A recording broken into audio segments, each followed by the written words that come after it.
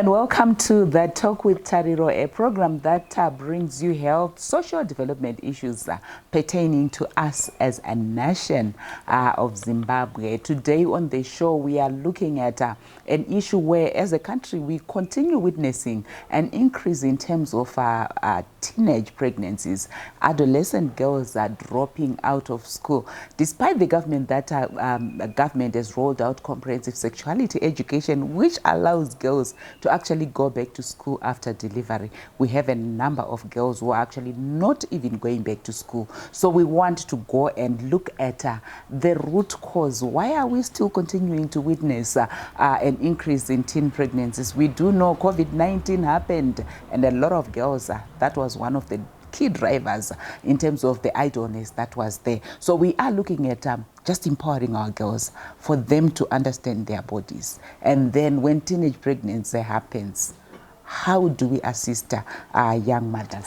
So to help us discuss that particular issue on the show, we have a sexual and reproductive health expert. She's also a pastor, she's a mother. She wears so many hats, and is the right person for us to assist us with that discussion. Not new as well on the talk. That's Caroline Maposhere. Young people know her as Auntie Carol. Auntie Carol, welcome to our show. Thank you, Terry. Thank you for having me. Yes.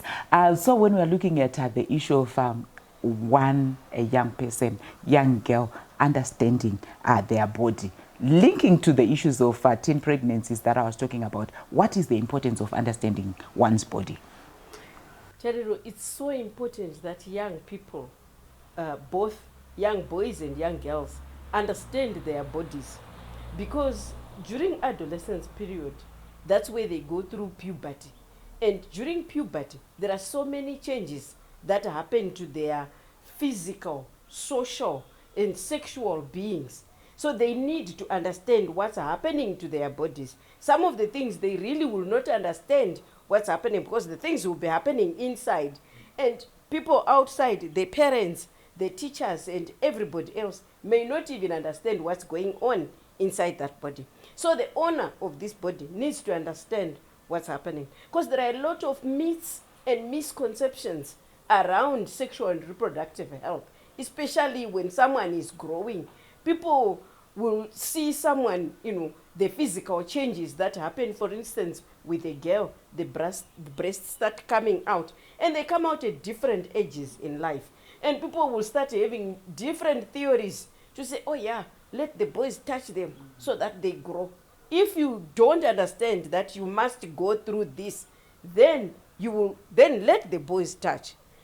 And a lot of people will also have misconceptions like, let Babamkuru play around with the breast, let Babamkuru play around with the bums. And people need to understand and help the young girl who is growing. Young boys as well, they need help understanding what's happening inside them. They go through physical changes as well. And there are hormones inside them. The hormones will be giving them the urge to do certain things. So if they don't understand how to control what's happening, lots of myths and misconceptions. Yes, you must go and shoot. And men are known by shooting. And, there are lots of wrong informations that are being spread out there. So the young people need to understand. The parents, the whole support system for young people, they need to understand the bodies of young people. The parents may say, we also grew up, we went through this, but these days it's different. They are starting very young. And some of the things that are happening to the young people, we never went through those things. And now there's also social media that's influencing them. So they already are a step, ahead. And at times you don't have to start where you started from. Because past are the days where you keep saying, the way we grew up and the way the young people are growing up. They need information. Knowledge is power. They need to be empowered with information. I'm glad you touched on the comprehensive sexuality education, which is a policy that ministry put up. Parents must support that program, and they must actually comply with what it says, so that they also go and help the children when they come home. And I'm glad these days teachers give the young people homework that includes things like go and discuss with your parents how your body is growing. And that gives time to parents to talk to their children, something that they rarely do. Because young people, when I was interacting with them, some of them would say, our parents, they don't talk to us. They only talk to us when they are either scolding us or sending us. I wanted to ask, at what stage does the process of understanding their bodies start? I was very happy the other day as I was driving in town. I saw, those young men who sell posters and things like that. They were holding up posters with body parts. And those posters are like for kindergarten, where children are taught, touch your nose, touch your mouth. They touch the mouth, and they even have songs about that. That process should start as soon as the child can understand what you are teaching them. So that, and it's at that age where they even know which parts of the body are sacred parts. They know I have a nose and I can touch my nose in public. They know I have eyes, I can touch my eyes, my ears in public. They also know that they have breasts. Even if those breasts haven't started growing, you don't touch and play around with your breasts in public yourself. And then they also have songs like, which ones are the sacred parts? No, you don't touch my breasts, you don't touch my private parts. And even like the kissing, yes, anyone, parents and anyone can kiss on the forehead, can kiss on the cheek. No, don't kiss me on the mouth.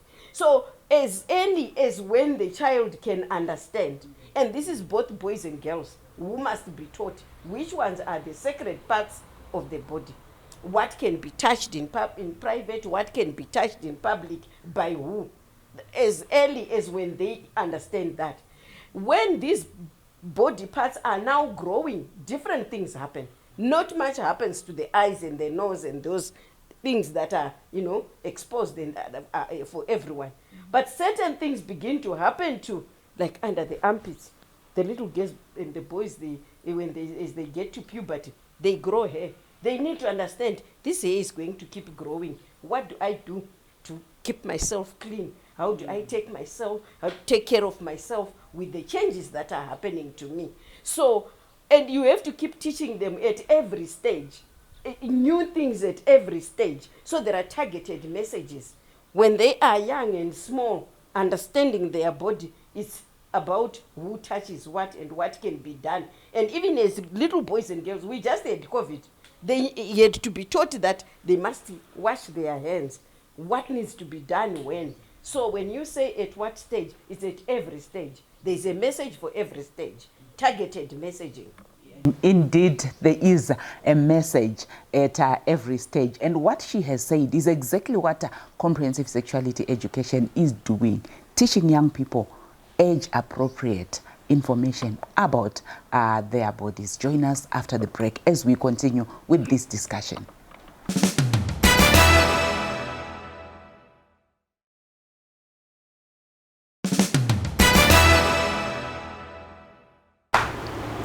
We continue with our discussion with Auntie Carol, where she's really unpacking in terms of when do we need to make sure that young people understand their bodies, because this is where it actually starts. You spoke about the fact that young people say our parents don't talk to us. They talk to us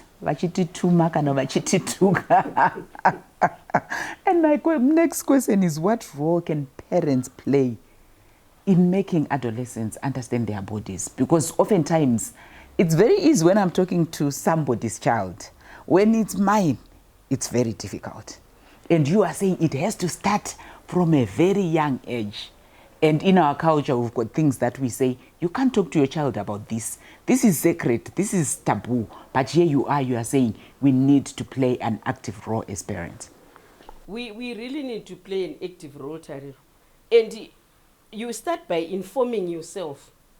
And you have to know that parenting is a skill that you have to learn. And when you want to talk to the child, it shouldn't be like a session Yeah, now chigara pasi ndoda kutaura newe. That way it won't fly. Yes, you have to make a deliberate effort where you put it on your to-do list to say, I really have to make time. Because we don't have time, a lot of the parents. We don't have time.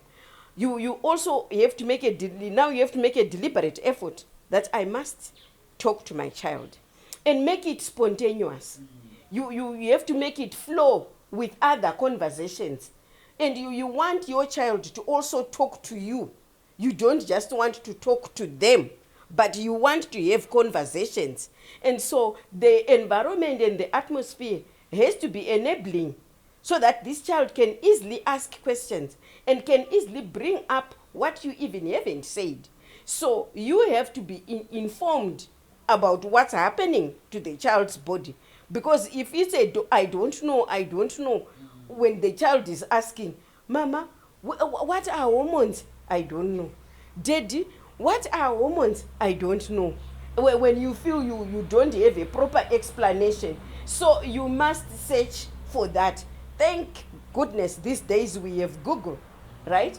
You can look some of the things up, and you look it up prayerfully, because these children, they also look up Google. But now Google does not have family values, Christian values.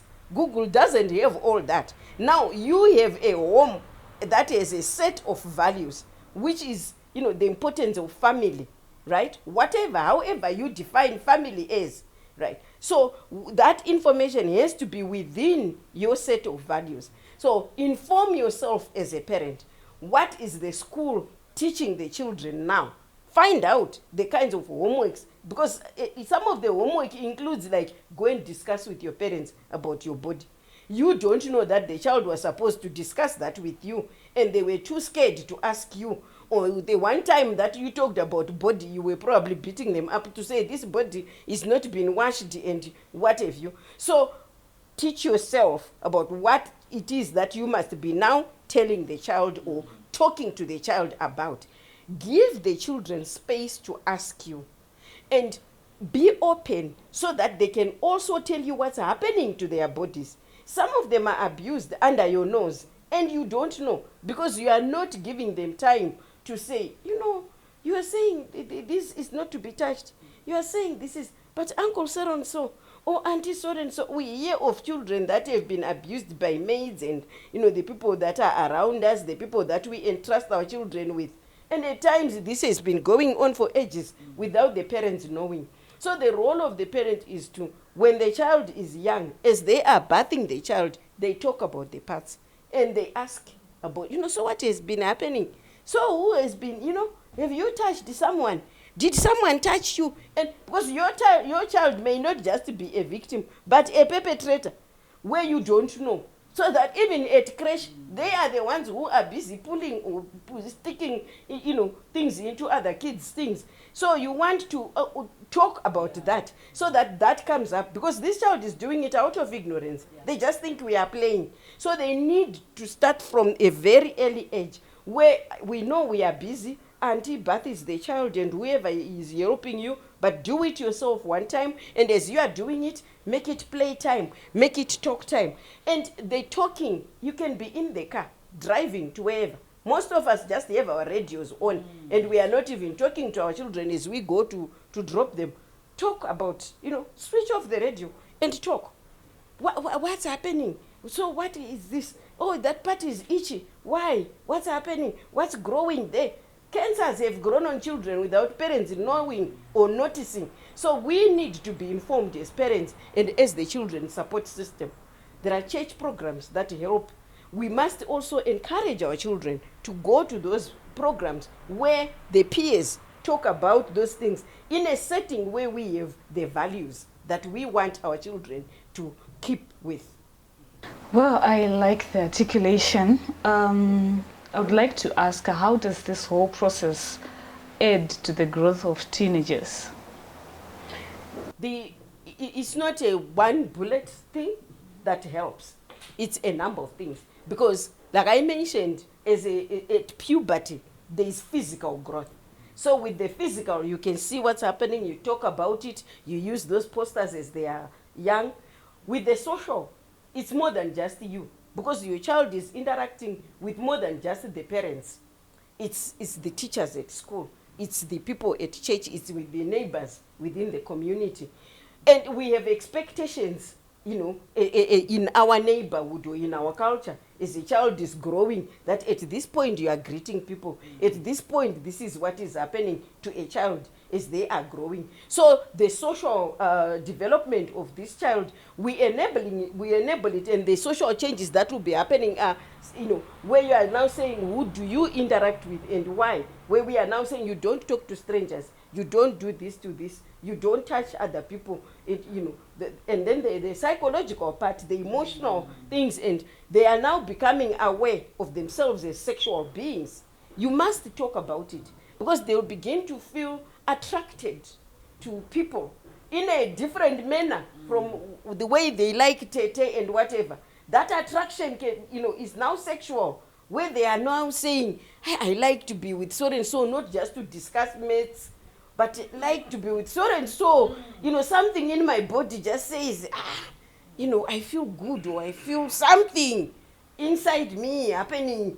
You must discuss that something that they are feeling and how they should deal with what they are feeling. Because we don't want to talk about it. They feel sexually attracted to people. And you are busy saying, don't go close to boys. Now that you have your periods, the body is telling you to go close to that person.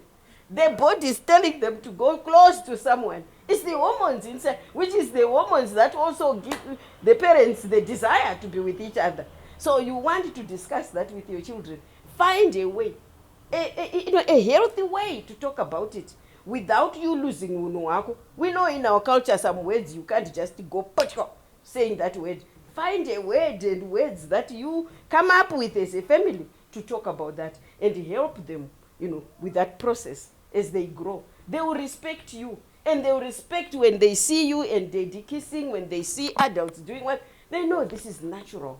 And make it very natural. Normalize these things. Even when you're talking about the periods, for the girl, you're telling them this is a normal process.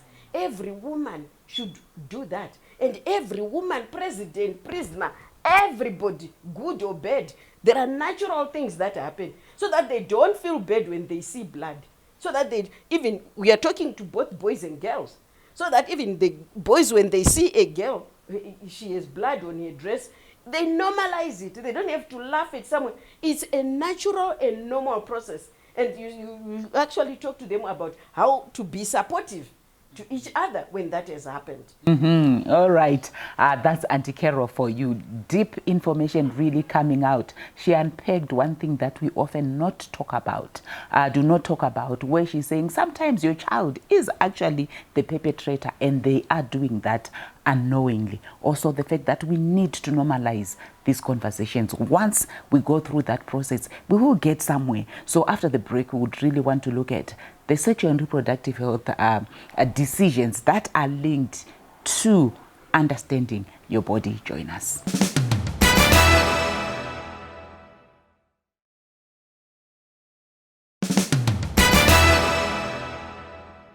We continue with our discussion, and we are in the third and final segment.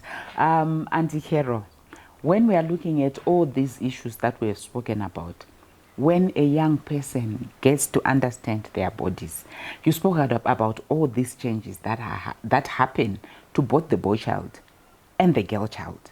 So what are the sexual reproductive health needs that are then linked to these body changes, that are critical for a young person to then know that when this has happened, it means A, B, C, D?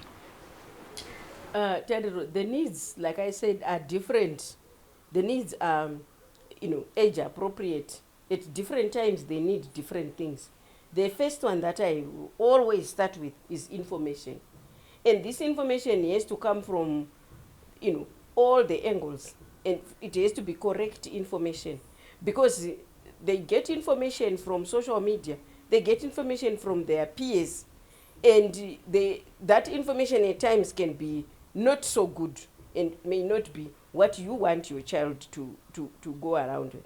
But just you be conscious of that the child is a lot of, sources of information, good and bad, and then they need to be able to sieve to say what is good. So they have information needs. So they have to be services where they can get information from very freely. And we have had the Ministry of both Health and the Ministry of Education coming up with youth-friendly services, places where they can go for information. Unfortunately, our health services right now, a young person cannot go and sit in a queue where people are queuing with illnesses to go and sit there, and they're in a queue and the nurse asks, what have you come here for? They say, I've come for information. That we haven't gotten to that stage. However, we are trying to come up with youth-friendly corners within that youth facility where they can go and look for information. So they need information. And they need understanding and supportive institutions that will understand their needs. Like I said, the health facility, yes, the facility staff are very busy. They may not have time to just give information because they are short-staffed and don't have time to sit down with this one. But the services, they have to be suitable for young people. They have to be services where they can go to, and whether they read pamphlets or they is someone where they can ask questions. And so information is power. It's very important because it will influence the choices that they make. And the sources of information, they have to be credible enough. And the information also has to be explicit, not leaving anything untended. Because if you leave out anything, other people will fill that in. And if it's the wrong somebody filling that in, you are in trouble. You are done for good. So some of the needs are the information has to be there. The policies and the laws have to be supportive to this child who is growing. And we have to acknowledge certain things as a society and as a nation.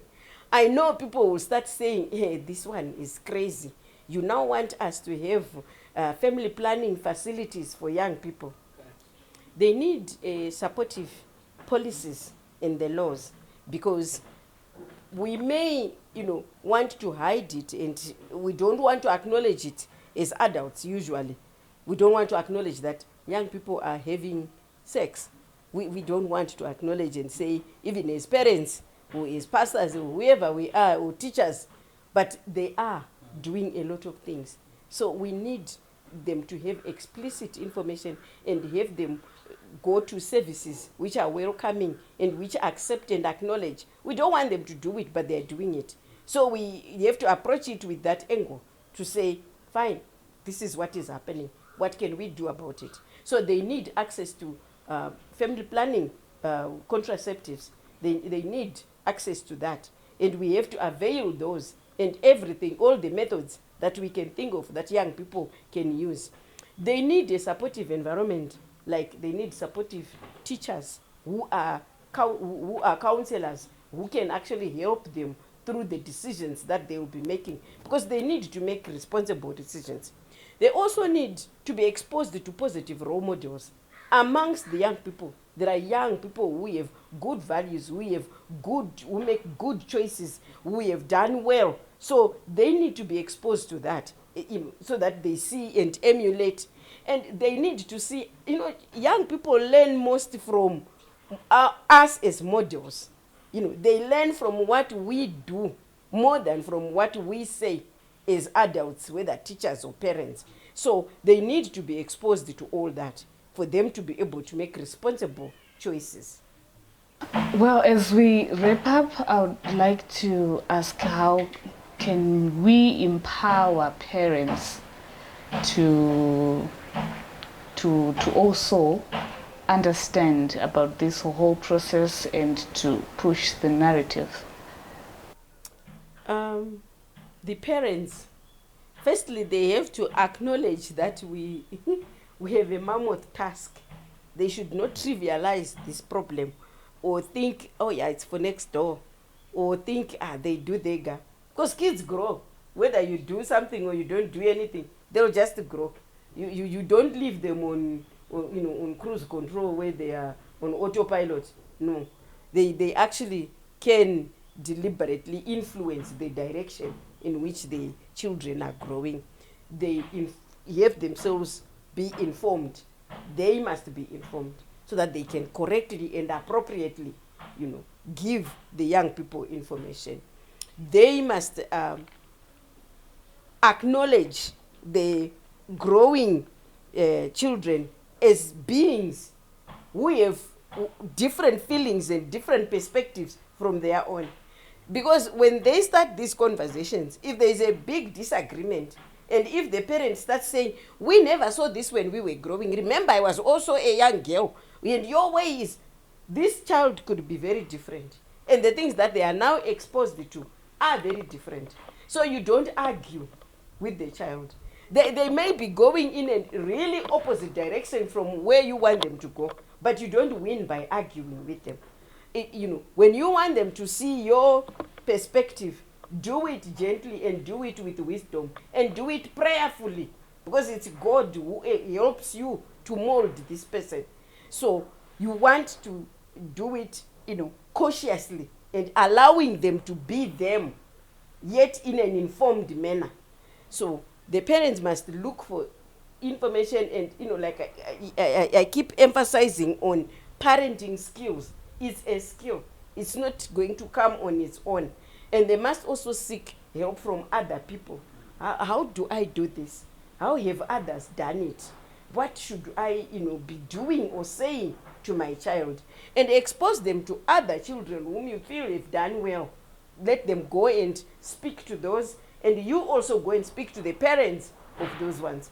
And I have a lot of faith and trust in institutions like churches, like clubs, and sports. Sport instills a lot of discipline in growing people, and it harnesses the energy where they are growing. They learn to be disciplined. They learn to control their feelings. They control their desires and whatever is happening. Mm-hmm. So encourage them to be in those kinds of spaces.